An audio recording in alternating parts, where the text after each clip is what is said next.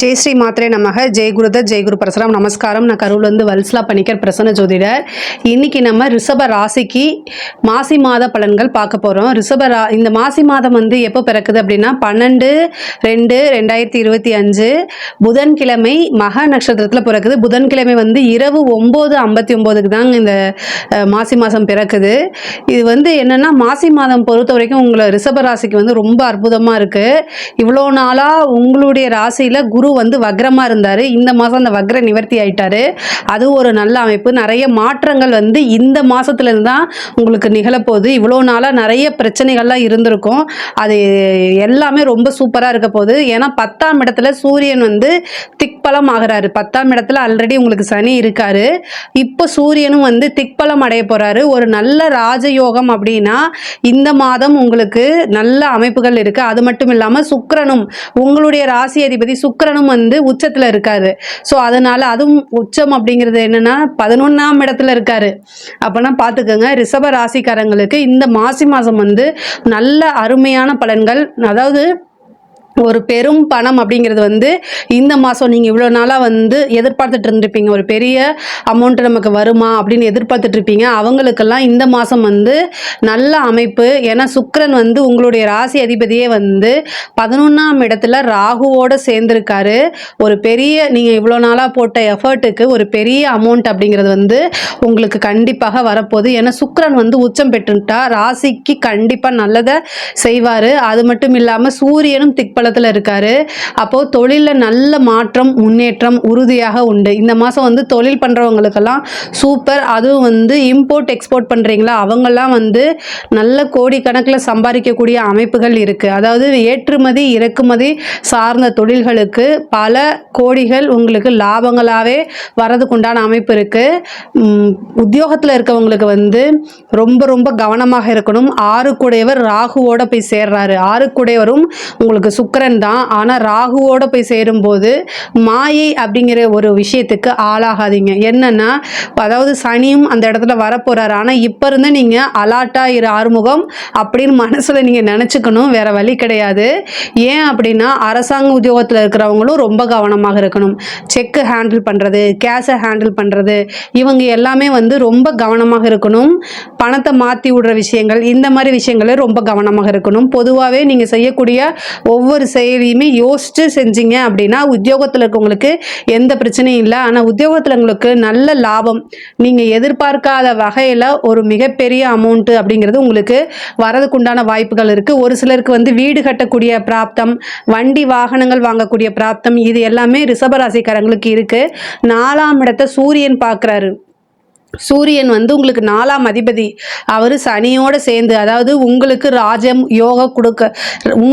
ராஜ யோகத்தை கொடுக்கக்கூடிய சனியோட சூரியனும் புதனும் சேர்ந்திருக்கு. அதனால் நல்ல அமைப்பு. 2 குடையவரும் 5 குடையவரும் உங்களுக்கு புதனா அவரும் 10ஆம் இடத்துல இருக்காரு. தொழில் மூலிமா நல்ல லாபம், நல்ல வருமானம். சூரியன் திக்பலம் அடைஞ்சிருக்கனால இந்த மாதம் ஒரு பெரிய மாற்றம்ங்க.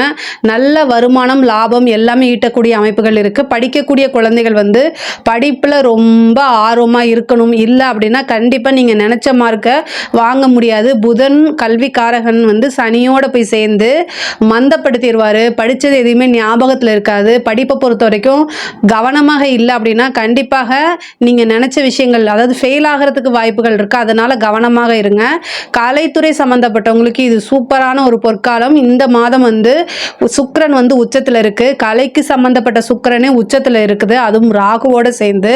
அதனால நீங்கள் இந்த மாதத்தில் பண்ணக்கூடிய ஒரு எஃபர்ட் உங்களுடைய வாழ்க்கையில் மறக்க முடியாத ஒரு ஆப்பர்ச்சுனிட்டி, ஒரு வாய்ப்பை உங்களுக்கு கொண்டாந்து கொடுத்துரும். அதனால் ஒரு சின்ன விஷயங்களாக இருந்தாலும் சரி நல்ல எஃபர்ட் போட்டு செய்யுங்க. ஒரு வீடியோலாம் நீங்கள் பண்ணுறீங்க அப்படின்னா அதெல்லாம் வைரல் ஆகிறதுக்கு வாய்ப்பு இருக்குது. மிகப்பெரிய லெவலில் பிரம்மாண்டப்படுத்துறதுக்கு உண்டான வாய்ப்பு இருக்குது. பிரபலியம் அப்படிங்கக்கூடியது இந்த மாதம் தான் உங்களுக்கு கிடைக்குது. அப்போது நீங்கள் ஒரு பிரபலியமாக மாறணும் அப்படின்னா இந்த சுக்கிரன் உச்சம் அப்படிங்கக்கூடிய இந்த காலகட்டத்தில் அதை நீங்கள் செஞ்சிருங்க. அரசாங்கத்துறையில் அல்லது அரசியலில் ஈடுபடுறவங்கலாம் ரொம்ப ரொம்ப நல்ல வளர்ச்சி ஆகக்கூடிய காலகட்டமாக தான் இந்த மாதம் இருக்குது. அரசியலில் இருக்கவங்களுக்குலாம் வந்து பார்த்திங்கன்னா பொதுமக்களுடைய ஆதரவுகள் நிறைய கிடைக்கும். அதே மாதிரி நீங்கள் செய்யக்கூடிய நல்ல விஷயங்கள் எல்லாமே போய் பெரிய லெவலில் ரீச் ஆகும். உங்கள் மேலே இருந்த பிரச்சனைகள், அதே மாதிரி கெட்ட பெயர்கள், அவப்பெயர்கள் எல்லாமே இந்த மாதம் வந்து விலகிரும். குரு அஷ்டமாதிபதி 11 கூடியவர் இது. அதனால் வந்து ஏதாவது ஒரு திடீர்னு ஒரு ராஜயோகம் கிடைக்கிறது, புதையல், லாட்ரி இந்த மாதிரி யோகம் கிடைக்கிறது, இதுக்கெல்லாமே வந்து வாய்ப்பு இருக்குது. குரு வந்து வக்ர நிவர்த்தியானது உங்களுக்கு வந்து அதாவது பெரிய மன நெருடல்ல இருந்து நீங்கள் வெளியில் வர மாதிரி தான். அதே மாதிரி 2ஆம் இடத்துக்கு வந்து பார்த்திங்கன்னா புதன் வந்து என்னென்னா 27ஆம் தேதிக்கு மேலே நீச்சமாக போகிறாரு 11ஆம் இடத்துல. அதனால் செலவுகளை வந்து குறைச்சி வருமானத்தை பெருக்கிறதுக்கு என்ன வழிகளோ அதை பாருங்கள்.